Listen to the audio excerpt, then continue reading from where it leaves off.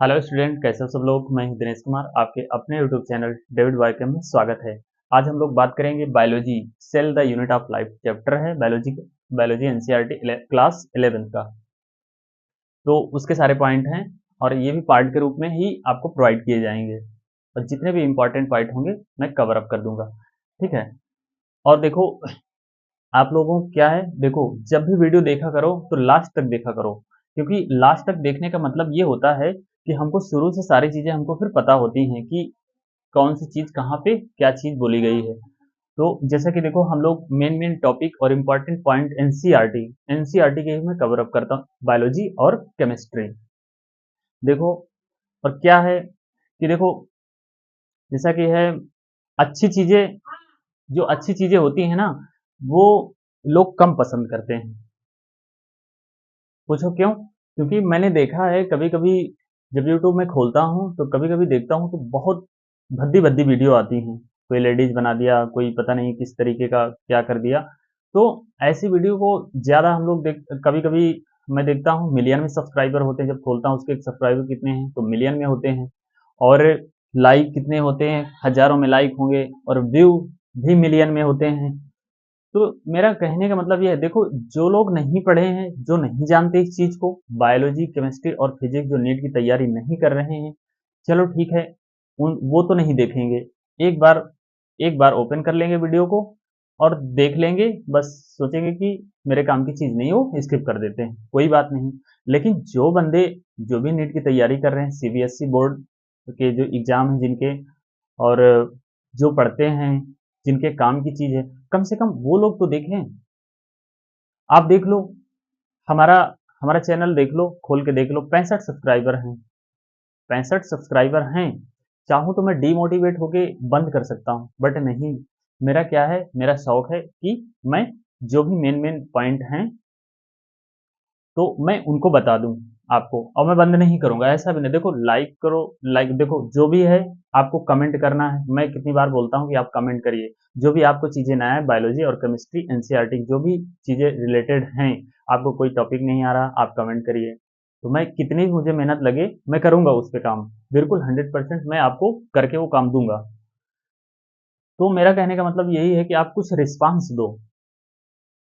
तो मैं ये नहीं कह रहा हूँ, आपकी मर्जी है, सब्सक्राइब करोगे तो आपकी मर्जी है, लाइक करोगे तो भी आपकी मर्जी है, कमेंट करोगे तो भी आपकी मर्जी, उसमें मैं कुछ कर नहीं सकता हूँ। ठीक है। और मुझे पता है कि मैं जो मेहनत कर रहा हूँ यहाँ पे, जो बता रहा हूँ, ये चीजें काम की चीजें। आप मेरा वीडियो उठा के देख लो, कोई भी वीडियो ऐसा नहीं है जो कि जिससे क्वेश्चन ना आए हों।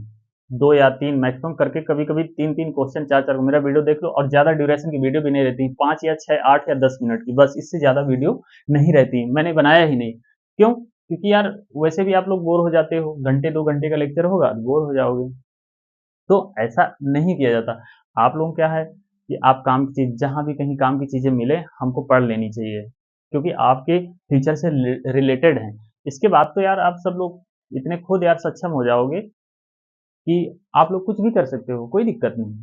तो मेरा कहने का मतलब यही है, रिक्वेस्ट है आपसे कि आप काम की चीजें देखिए, जो भी काम की चीजें हैं आपके, आपसे रिलेटेड हैं, उनको देखो।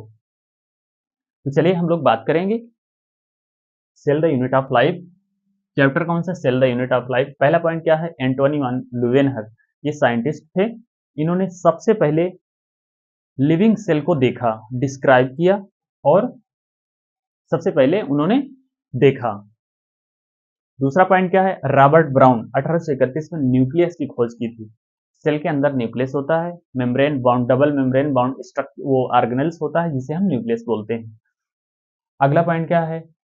एक साइंटिस्ट आए, माल्थस स्लाइडेन और स्वान। माल्थस स्लाइडेन क्या है? जर्मन के बोटेनिस्ट हैं, जर्मन के बोटेनिस्ट हैं। 1838 में उन्होंने बहुत सारे लार्ज नंबर ऑफ प्लांट को ऑब्जर्व किया, और उन्होंने सारे प्लांट को, उन्होंने देखा कि सारे plant composed of different kind of cell, मतलब अलग अलग डिफरेंट काइंड ऑफ, अलग अलग प्रकार के सेल को, सेल से मिलकर बने होते, जिसे हम क्या बोलते हैं? टिश्यू। उन्होंने कहा कि उन्होंने बहुत सारे प्लांट को ऑब्जर्व किया और देखा कि सारे plant composed of different kind of cell, मतलब अलग अलग सेल के बने होते हैं, उनको मिला के हम क्या बोलते हैं, टिश्यू। अगला पॉइंट क्या है, थियोडोर स्वान 1839 में, ये ब्रिटिश के जूलॉजिस्ट हैं, ये ध्यान रखना। स्लाइडेन जो हैं जर्मन के बोटेनिस्ट हैं और स्वान जो हैं ब्रिटिश के जूलॉजिस्ट हैं। उन्होंने देखा, उन्होंने सारे प्लांट और एनिमल, जो भी प्लांट और एनिमल पे उन्होंने देखा कि जो भी सारे प्लांट हैं मेड अप ऑफ सेल के और उसके प्रोडक्ट के बने होते हैं, और उन्होंने रिपोर्ट किया कि उनके सेल के बाहर एक लेयर पाई जाती, थिन लेयर। तो आज हम लोग उसको प्लाज्मा मेम्ब्रेन के नाम से जानते हैं। अगला पॉइंट क्या है, रुडोल्फ वर्च्यू आए 1855 में, उन्होंने फर्स्ट एक्सप्लेन किया कि जो भी न्यू सेल बनती है वो पहले डिवाइड करती है, फिर इसके बाद अगली सेल बनती है। Rudolf Virchow 1855 first explain that cell divided and new cell from pre existing cell. तो उन्होंने कहा कि जो भी सेल है पहले की प्री एग्जिस्टिंग सेल, पहले की सेल से ही वो डराइव्ड होती है, फॉर्म होती है। तो उन्होंने क्या बोला, ओमनी सेलुला ई सेलुला, उन्होंने सेल थ्योरी को मॉडिफाइड किया। अगला पॉइंट क्या है, स्लाइडेन और स्वान ने मिलके थ्योरी को फार्मुलेटेड किया। Schleiden and Schwann together that formulated cell theory. अगला पॉइंट क्या है, cell theory, all living organism are composed of cell and product of cell. जो सेल थ्योरी है, 2 पॉइंट दिए गए हैं एनसीईआरटी में। पहला पॉइंट क्या है, ऑल लिविंग ऑर्गेनिज्म, सारे लिविंग ऑर्गेनिज्म जो होते हैं एक composed of cell, product of cell, cell और उसके प्रोडक्ट के बने होते हैं। सही बात है। इसके बाद अगला पॉइंट क्या है, all cell arise from pre existing cell, सारी सेल जो एराइज होती है पहले की सेल से ही एराइज होती है ड्यू टू सेल डिवीजन। तो ये 2 पॉइंट हैं, तो आपको ध्यान में रखना है, ये सेल थ्योरी के ही पॉइंट हैं जो रुडोल्फ वर्च्यू 1855 में दिए थे। अगला पॉइंट क्या है, cell that have nuclei bound membrane eukaryotic cell whereas like a membrane bound nucleus prokaryotic cell. जिनमें जिसके न्यूक्लियस में सेल के अंदर न्यूक्लियस है, न्यूक्लियस अगर मेम्ब्रेन से बाउंड है तो उसे हम यूकैरियोटिक सेल बोलते हैं, अगर न्यूक्लियस मेम्ब्रेन से बाउंड नहीं है तो हम उसे प्रोकैरियोटिक सेल बोलते हैं।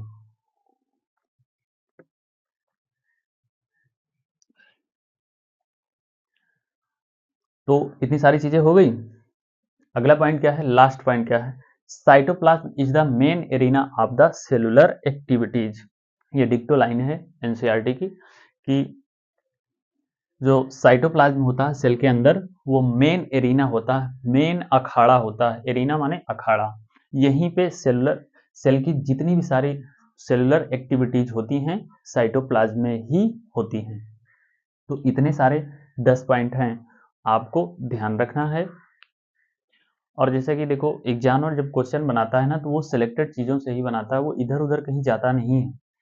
इधर उधर की चीज़ें पूछेगा तो भाई और भी चैप्टर हैं, बहुत सारे चैप्टर हैं, उसको सिलेक्टेड चीज़ें ही पूछनी होती हैं, तो वो वहीं पे बात करता है जहाँ पे चीज़ें इंपॉर्टेंट होती हैं।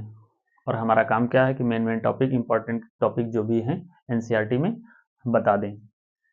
तो चैनल पे नए हैं तो सब्सक्राइब करें, लाइक शेयर और कमेंट करें, हमारे इंस्टा को भी फॉलो करें। मिलते हैं अगले वीडियो में, तब तक के लिए जय हिंद।